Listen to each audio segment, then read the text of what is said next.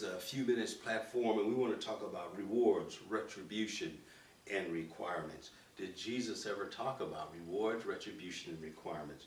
Chapter 12, verse 41, it reads like this.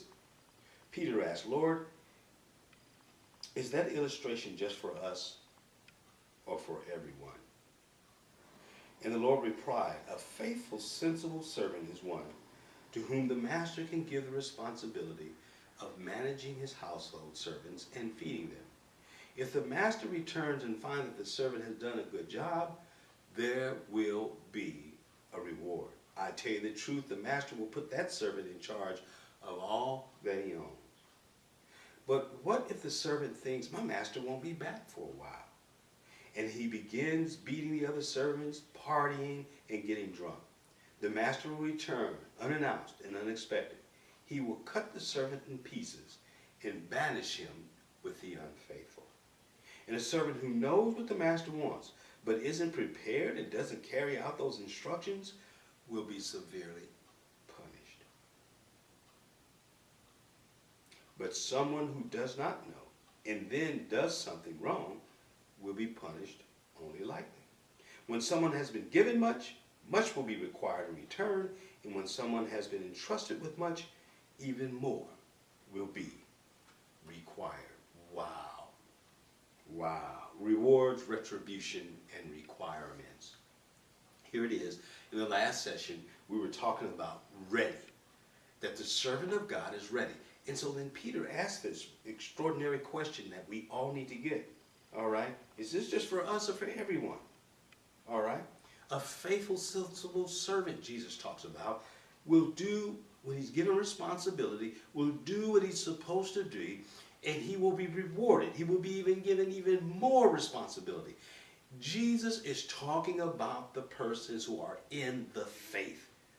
All right? Because we know that. He's going to give us a real cue, and a real cue here that he's talking about people who are in the faith. Okay? Because if you are found to be someone who is not doing that, okay, you're going to be cast out, just as you would with persons who are the unfaithful, is what he says in verse 46. The master will return unannounced and unexpected. He will cut the servant in pieces and banish him with the unfaithful. And then a servant who knows what the master wants but isn't prepared and doesn't carry out those instructions will be severely punished. So he distinguishes between that person who has not taken on the clear responsibility as a leader, principally talking about leaders at this point.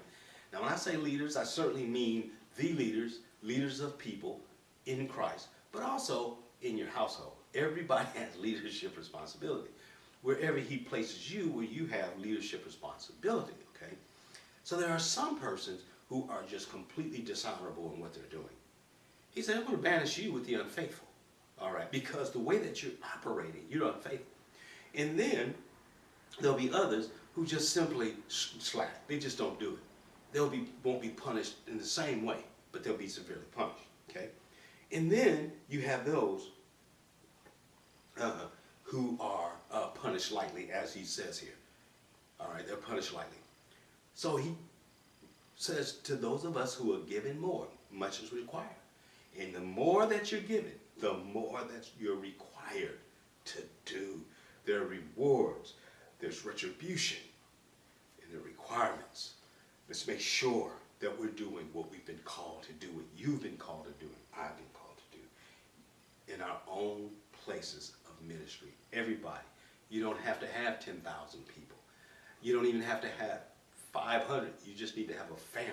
And if you've got a family, you know, or persons, or a circle of friends, a circle of colleagues, whatever it may be, that you have a word with, you have